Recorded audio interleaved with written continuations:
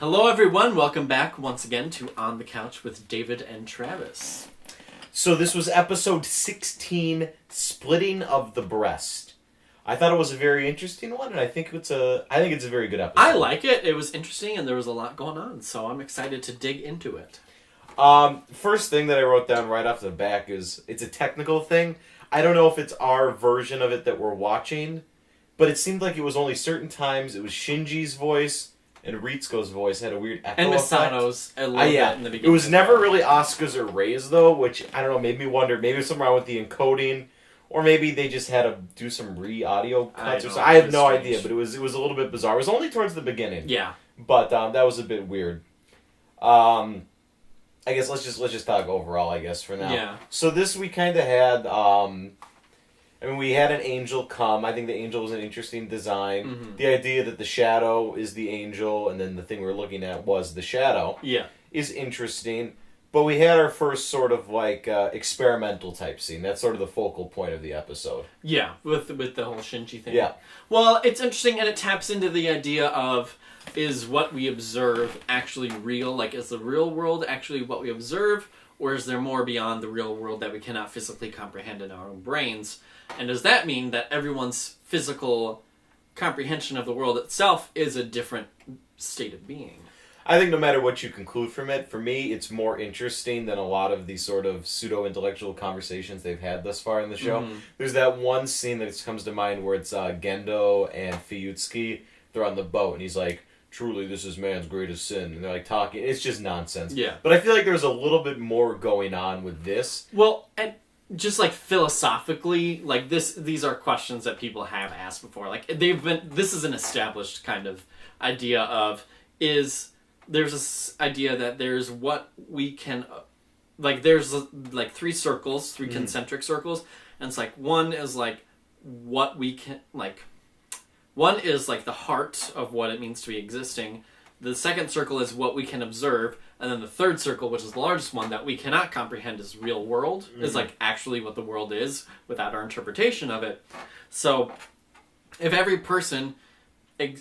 every person exists an interpretation of who a person is, how are we to say that one interpretation is correct over the other, including our own interpretation of ourselves?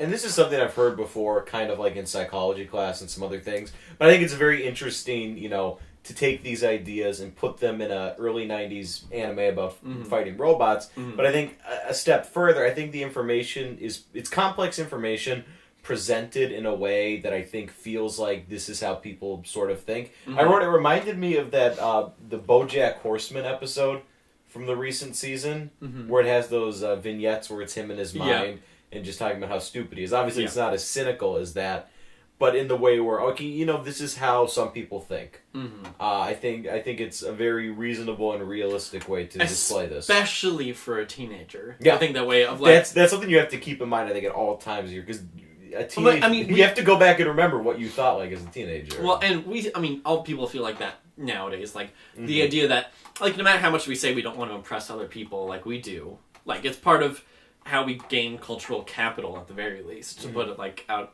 of the feelings realm and into just the sociological realm. But like, it's the idea that no matter how much we try to get away from it, it still feels nice to be praised and to have people like us. So you can't escape it. Yeah, please leave a comment and like the video, and like click like, subscribe, and share on your Facebook and Venmo. That reminded me, because I wrote down at first that I thought some of the stuff with Asuka and Rei, the way she was talking to her, was sort of childish in the beginning. Oh, yeah. But that's the point. They're children. Yeah. So I was like, well, that's kind of dumb, because she's hot-headed and this is how a child or preteen would talk, think, and react to this situation. Mm-hmm. So it makes complete sense in the context of the plot. Yeah. I think what also was really great in this episode is just some other smaller technical things. The pacing is really fast, there's an angel, we gotta fight it. We don't have a 5-minute scene where we're debriefing, suiting up, launching. It just cuts to Shinji right in the robot, because we've seen this 15 times. Yeah. We know that's what happens. Yeah. So it's great that they're sparing us that sort of, just that quick thing.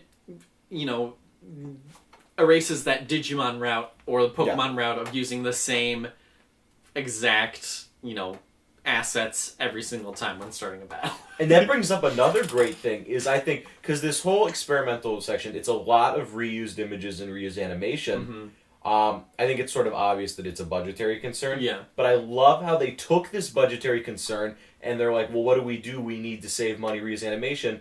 And they turned it into this really smart thing. It's this sort of theory with filmmaking that people make the best art under duress. And that's not filmmaking. That's with everything. Well, it just... But when you're challenged to sort of find more creative ways to work with your budget, you're infinitely going to make something, I think, more creative and entertaining than unlimited money. And that's going back to one of my favorite games, but that's why Majora's Mask and other sequels that reuse assets but in smart ways to explore like psychological ideas is very smart, because we as humans always rethink of situations that have occurred to us before. So why not, if you have to reuse it, put it in a psychological event? And to me that makes a lot of sense in terms of being smart about how you're going to go about reusing these Majora's things. Mask is a great example because, again, because of their limitations, they were able to create something completely different. Yeah.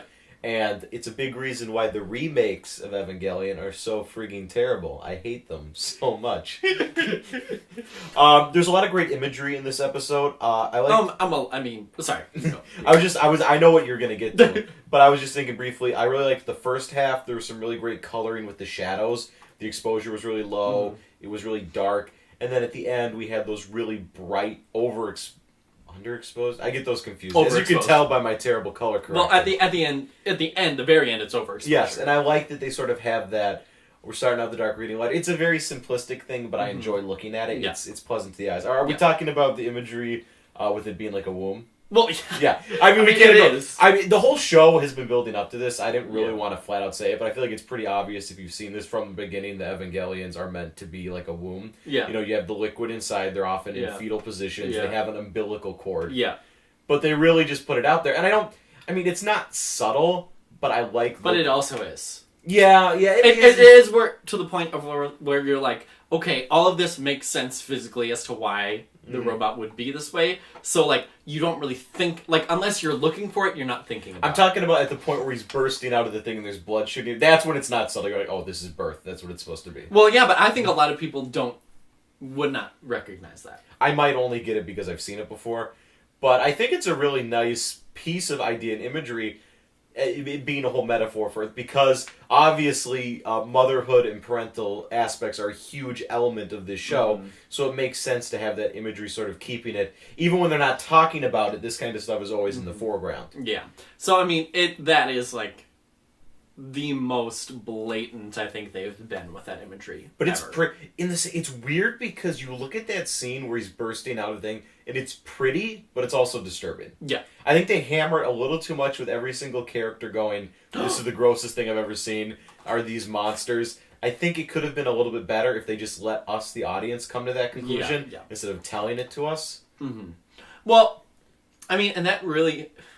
It gets back to, like, the idea of humans are kind of disgusted by humanity, where, like, we say, like, we watch a video of childbirth in bio in 10th grade, you know, point, and, like, people are like, oh, that's so disgusting, but it's also, like, the most fundamental aspect of being human. And it's the same with blood or any kind of bodily fluid, is that we all have a natural aversion to it, but it's also exactly what we have to do to maintain our own bodies. So it's like we are at once disgusted with, but also accepting of our own human bodies. It's good. I didn't think of it like that, but that's smart, and that's probably what it's meant to say, even if it is kind of awkward. I was also thinking just storytelling-wise, obviously Shinji is our protagonist, but I feel like the past episode, this episode, and maybe a couple more coming, I think they balance an ensemble cast really well. I mean, obviously Rei and Asuka don't get huge moments in this episode, but in some ways... Misato is kind of the main character because she's asking the questions that we're the audience thinking. We're sort of seeing it unfold through our eyes. She's in the dark, we're in the dark. Yeah. And I think that's good to balance because when you have these experimental sections with Shinji, we kind of have to react. I mean, we can relate to it obviously, but we're more in a way have to react. And there has to be something grounding it. Yes. And having Misato's story in the background works very nicely to ground what's actually happening. And I like that, you know, in other stories or in other anime, it would be like the kids themselves are like trying to figure out the big twist at the end. But it's like it's much more realistic in terms of like if this situation would occur, like it would be the adult who would try to figure this out. And these adults are, I like how sort of, I don't want to say complex because that makes, I like how these adult characters act because they don't, like you said, it's something like Digimon, oh, the adults know everything. They're smart or they're completely stupid. Yeah. But these adults, like when Ritsuko and Masato have that conversation and she slaps her, it That was a good feels scene. grounded. It feels like two adults interacting in a professional sense, but also... we just saw them previously, like, drinking at a bar together, right? It's like that relationship has been established so well throughout the series that it is a shocking moment when it occurs. I like it, though. It's a good moment. It's a very good moment. I think the voice work overall in this episode is exceptional. Mm-hmm. It's mostly Shinji. I think they do a really nice thing when they have those scenes where he's talking to himself. You can tell it's the same voice actor, but he's not using the same voice. Yeah. And it's not like... oh, I'm doing the voice of Shinji as a kid because they have the imagery of the child, the younger version of him, because that would be too obvious. It's just a slightly different version of his voice. Well, and like we talked about, the idea that each person perceives the world differently, therefore each perception is correct. It's the same way if we think of seeing or smelling or tasting as a sense that varies from person to person. Hearing also varies from person to person. That's a good point. Everyone always, I sound like that? Yeah. Yeah. So that's great. I didn't really get this line. Maybe I'm dumb, but he comes out at the end, and Masato's like, "Oh, you're awake," and then he says, "I just wanted to see them again." Is he talking to his mother that he saw in sort of this hallucination, saying, "I just wanted to come back and see Masato"? I was kind of confused, or if it was like, "I want to see the people." Like, in the flashbacks again? At the end it was like him naked and his mother, and that was sort of like the big catalyst, but... And I mean, I guess that's the point, all the answers aren't supposed to be there. But I feel... it just doesn't feel specific enough, or it doesn't feel like a good way to end it. Yeah, I feel like with him coming out of there, we could have had a stronger line where we have a better idea of how he feels. Because I think we're supposed to be in a place where we know this incident has, like... sort of disturbed him, although he didn't seem that upset in the hospital scene at the end either. I felt like they could have just ended with him coming out. I guess that hospital scene isn't necessary. I don't know what it was, but I was watching it. I just really liked looking at it again, maybe because of the bright whites. Yeah. They have that little moment where Asuka's like, "Is he okay?" She's not. It's it's not an intelligent moment. I think I like that scene more than like the scene with Masato. Like, I don't know if that was even necessary. Yeah, I don't know. But I mean, it's all small choices, right? So good things going on. Yeah. Episode 16. We've got nine more in the movie. In the movie. Okay. I think this one's getting pretty long, so we'll set it off.